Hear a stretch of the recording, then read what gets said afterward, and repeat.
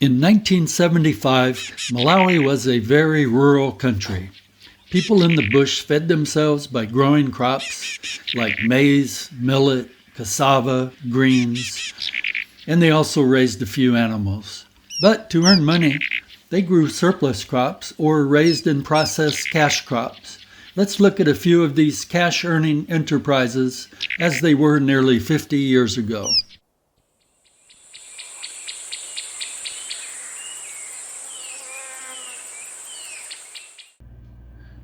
Because Malawi is nearly one-third water due to a huge inland lake, fishing is a huge enterprise there. People fish to feed themselves, of course, but they also sell fish to earn cash. These gentlemen are going after a tiny fish called usipa. They take their dugout canoes and the net, and they can dive into the water, surround a school of these fish, scoop them up into their net, and then load them into their boat.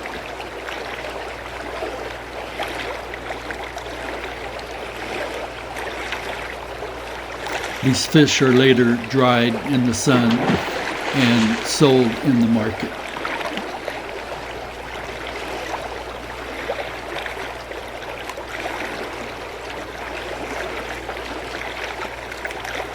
This was a very successful day for a couple fishermen as the school of fish, or usipa, had come in quite close to the shore, and it was easy pickings.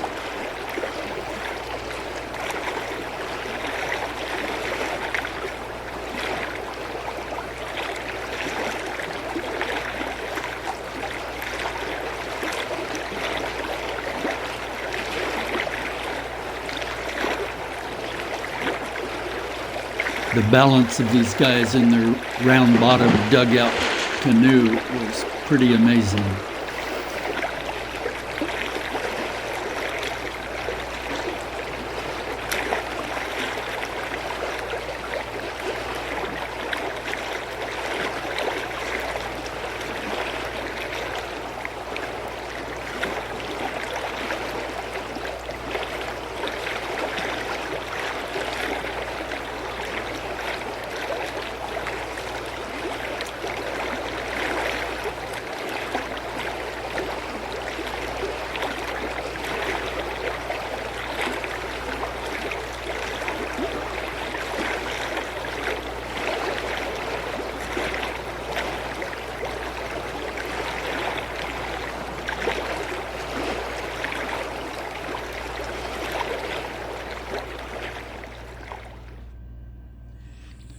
There were also rivers in Malawi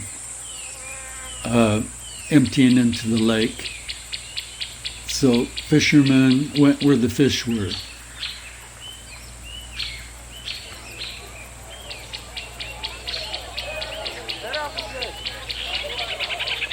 Sometimes they didn't even have to get their feet wet.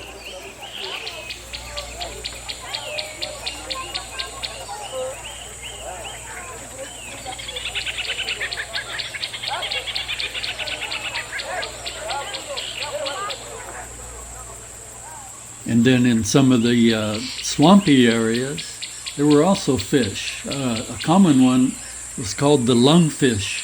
If the water dried up completely, that fish could bury itself in the mud and actually breathe oxygen for several months until the rain came back and the flooding started again.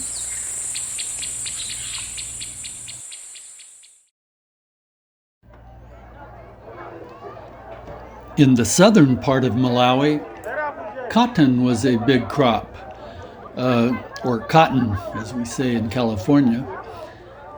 The cotton was picked. I don't have pictures of that, but it was brought in to a center where it was weighed. People were paid cash, and they could also pack and bale the cotton. There was no gin in this area to take the seed out.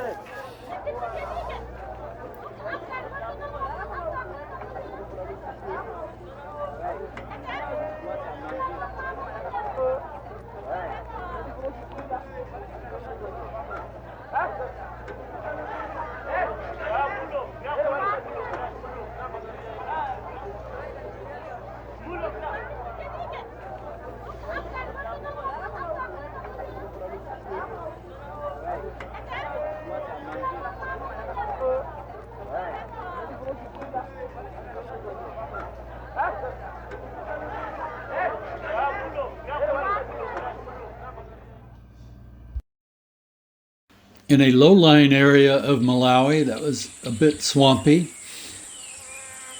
People lived, at least seasonally, and they grew rice.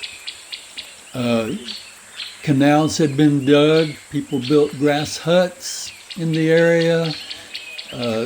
During the drier time of year when they could actually work the rice fields, the Chinese kind of helped them to set up this whole project. There were oxen available for plowing the ground. These oxen saved a lot of work. The soil was quite heavy, and this could help them turn over the old rice crop and get ready to plant a new one. Very muddy all the time. There were high banks built throughout this area to walk on, and for building some of the grass huts that people slept in while they were here. This man is actually getting ready to plant a different crop on some furrows during the drier time of year. Here are the rice paddies. The Chinese really helped lay out this project. They being experts, of course, in growing rice. But it was a lot of hard work. The reward, of course, was cash for the bags of rice the people could grow. The canals had gates for channeling the water into different areas. Notice the nice straight rows. Here they're showing how they do that. They put a stake in the ground with a long string, and then they plant the rice right down that row.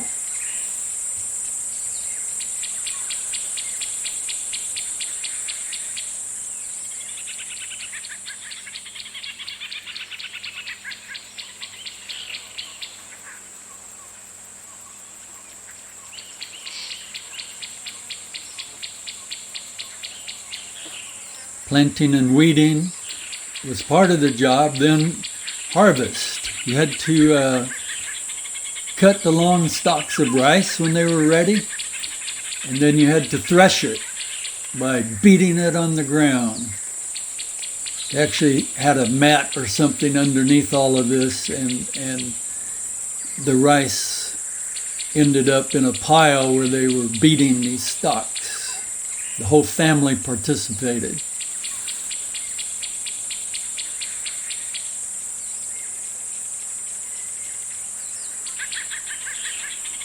Then, of course, you're not done. You have to winnow the rice. Wait for a nice breeze, maybe in the evening, and somebody with a little bit of skill gets a flat basket. Here an older woman is demonstrating how to do that. And, of course, you bag it up and sell it. The next crop we're going to look at is tea. Now, Malawians drank tea, but this was grown for export, and it was actually a place for Malawians to work and earn money out in the country. The biggest job was picking the tea. It was done nearly every day. The fresh leaves were picked. They got paid by the pound. They actually got paid both by the pound and by the day. The Malawian government mandated a maximum pay per day of 30 cents. The money there is actually 30 tambala, but about 30 cents a day. They couldn't be paid more than that, but these workers were given homes to live in. A school was built for their children. A health clinic was there. Here one of the managers is demonstrating how you pick just the top two leaves and a bud to get the freshest, greenest, nice tea leaves. So the tea's brought in, kind of like the cotton we saw earlier. It's checked for quality, and then it's going to be weighed, which is part of the payment of these workers.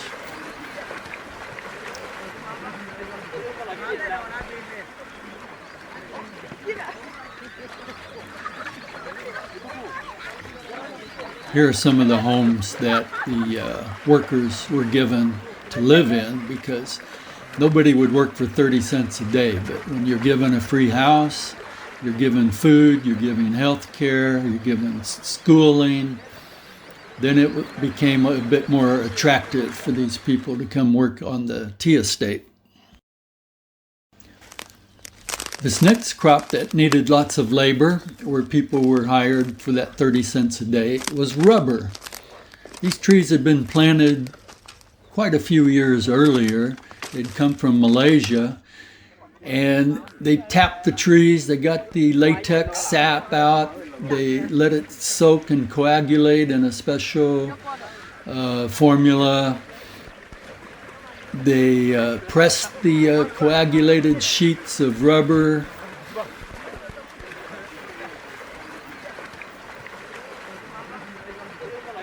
See, this gentleman is cutting the coagulated rubber latex into sheets. Then they're hung up to dry, and they also put them in a smokehouse to toughen up the rubber.